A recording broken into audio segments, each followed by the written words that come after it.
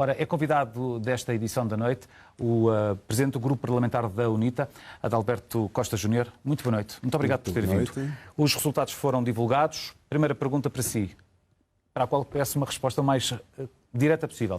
A UNITA reconhece estes resultados ou não? Nenhum partido da oposição vai reconhecer os resultados pelas indicações que tenho, porque eles não emanam da contagem das atas, infelizmente. Consequência disso? Seguramente amanhã farão intervenções os líderes de todos os partidos. Estes resultados deviam resultar do escrutínio das províncias.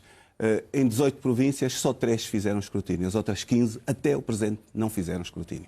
Então, nós questionamos de onde vieram os resultados. Este é o grande problema da nossa. Já questionavam precisamente o método de apuramento, mas eu gostava que desenvolvesse essa questão, mas mais daqui a pouco. Eu queria saber era que consequências é que podemos esperar para além dessa reunião amanhã e de palavras, concretamente o que é que pode acontecer? Por exemplo, os deputados da UNITA, quando houver data oficial para a tomada de posse dos deputados, irão assumir posse ou não?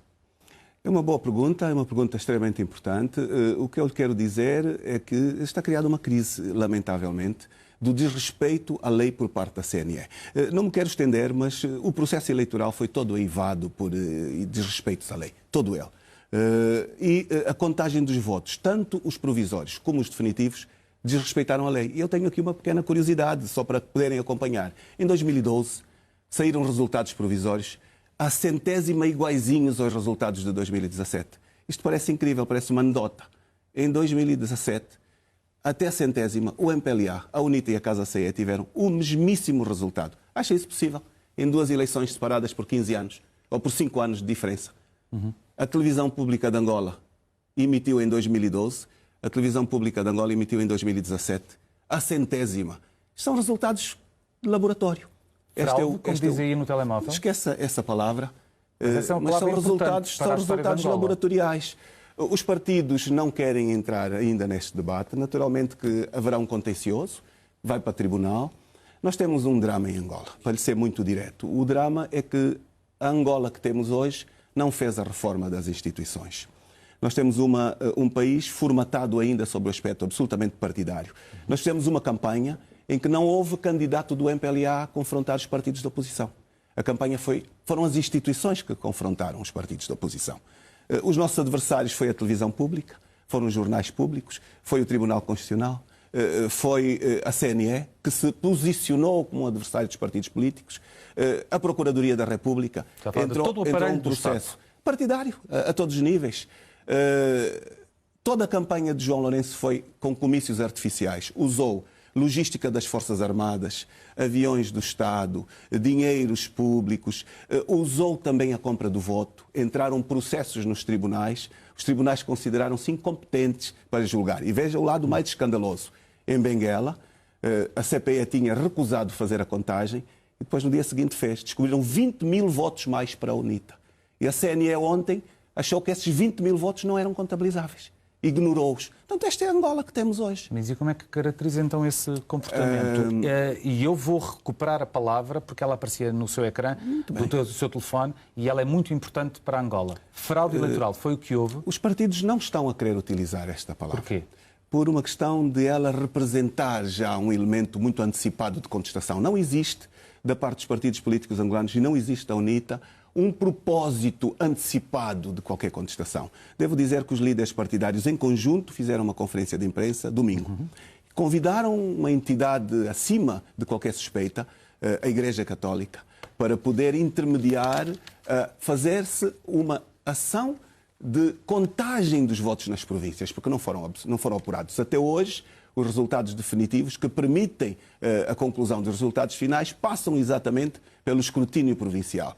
Foi feito apenas em Cabinda, no Uíge e no Zaire. Em todas as outras províncias não houve contabilização do escrutínio provincial. Muito bem, não quero utilizar a palavra verdadeiro problema. Que caracterização é que faz então? Que palavra é que utiliza? Porque em português de Portugal, pelo menos... Trazer o processo à lei... Quando no processo legal não é cumprido e é apresentado como definitivo, essa palavra é utilizada. Acima de tudo, um excepcionalmente elevado desrespeito à lei, que vem caracterizando todo o processo de pré-campanha e de campanha eleitoral.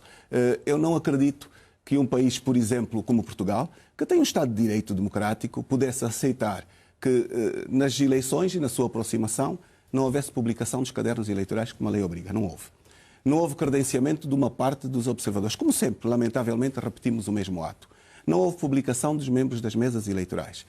O escrutínio dos resultados não obedeceu ao que está formatado na lei. Os resultados provisórios, pela lei, saem das assembleias para os municípios. Estes enviam um fax para as províncias e o fax das províncias vai para a CNE. A sala de escrutínios da CNE teve lá toda a noite sentados os comissários nacionais, os mandatários e não chegou nada lá. Surpresa dos nomeados, alguém de fora aparece com um resultado que eles, mandatados, não sabiam de onde veio. Devo-lhe dizer que neste preciso momento acabou em Luanda uma conferência de imprensa dos comissários nacionais da CNE que não se revêem neste resultado. Isto é muito grave. Portanto, estou-lhe a dizer que há 7 comissários nacionais da CNE que fizeram uma conferência de imprensa a demarcar-se do anúncio destes resultados, porque consideram que têm uma obrigação de um compromisso para com o povo, de um juramento de respeito à Constituição, e estes resultados não respaldam o respeito à lei. E, portanto, veja, dentro da CNE não houve assinatura à ata final por parte deste grupo de cidadãos. Falou portanto, na Constituição. Deixe-me aproveitar essa dica, porque gostava que nos explicasse a nós portugueses o modelo em Angola no que diz respeito à tomada de posse. Não sabemos ainda uma data para a tomada de posse dos deputados, mas já há uma data para a tomada de posse do novo Presidente da República e a forma como ele é empossado é diferente daquilo a que nós estamos habituados em Portugal. Para quem nos acompanha, vamos ser mesmo muito diretos. Há uma grande frustração, há um desencanto nacional. Eu nunca assisti a uma eleição onde o cidadão veio da mesa a dizer votei na mudança.